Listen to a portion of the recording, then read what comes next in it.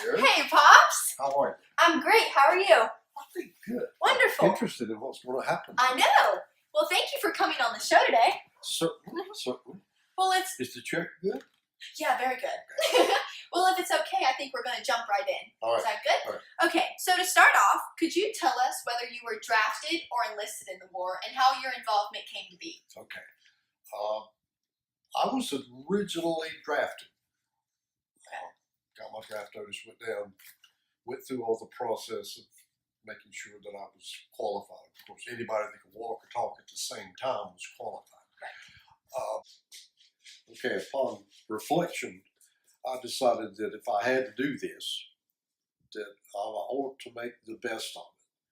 So I did some research, imagine that, and decided that if I would enlist, I would commit for a year longer, but I could learn something. And I was always interested in aviation and airplanes and such. And so that was my choice. And so I ended up enlisting. I gotcha. Okay. So after you were enlisted, when and where were you stationed? Okay, I started bright and early in January of 1969.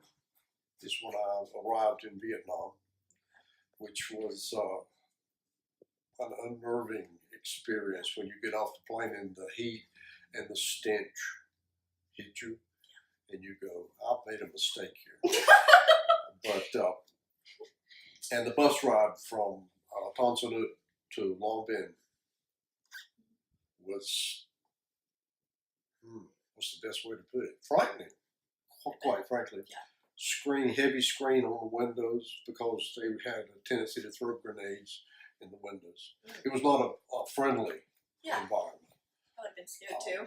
But it took several days to process in. I ended up from Benoit, not Benoit, Long Binh. I went to a little post out in the middle of nowhere, which was my battalion, 210th Battalion. And then I came back to Long Binh Plantation, which was a satellite base next to Long Binh, to the 25th Aviation Company, which is where I spent my entire tour.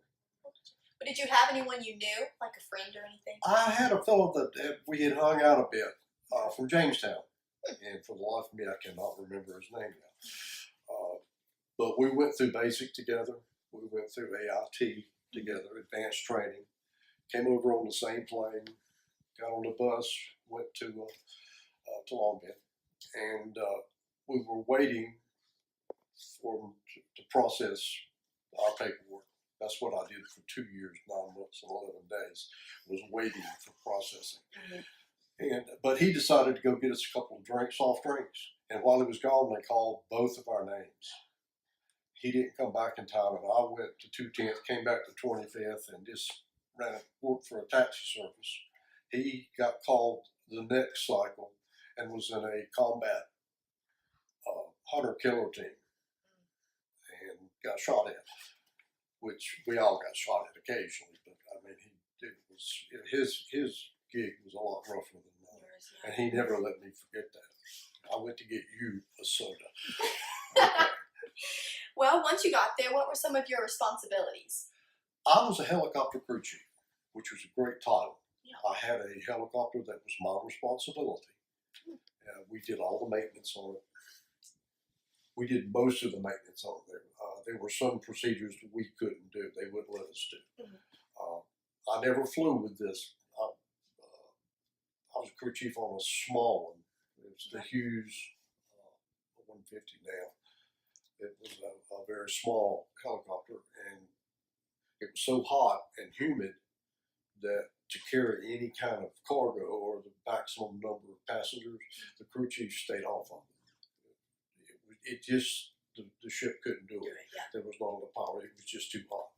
Gotcha. So, but that was other than regular Army responsibility. Everyone went in a round robin guard duty and this and that and the other. You had to do that outside of what your work actually was.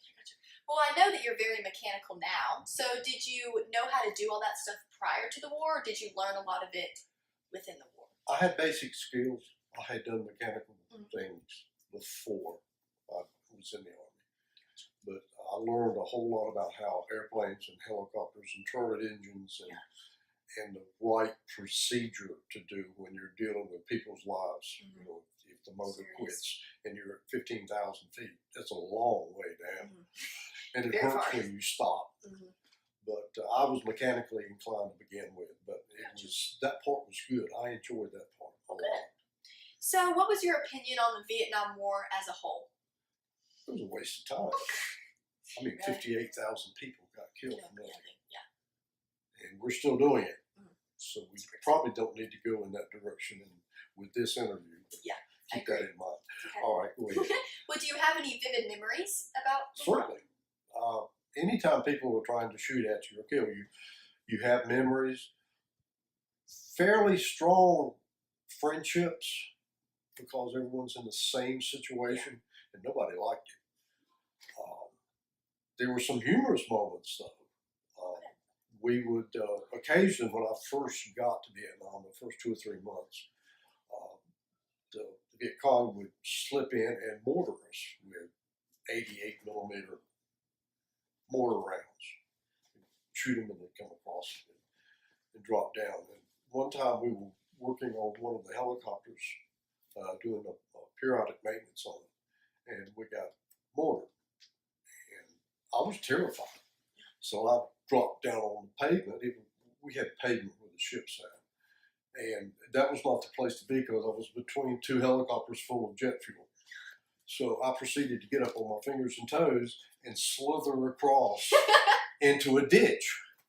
And the most vivid memory is my boss, an old grizzled E6, is in the maintenance shack, and I could hear him laughing at me because I wouldn't get up and run to the ditch. I had to crawl my fingers and toes. Well, I did it right. You did, yeah.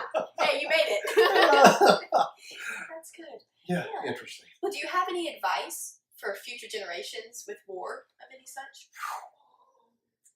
I don't know if I'm qualified. I'm a bit jaded about it. It seems to be rampant.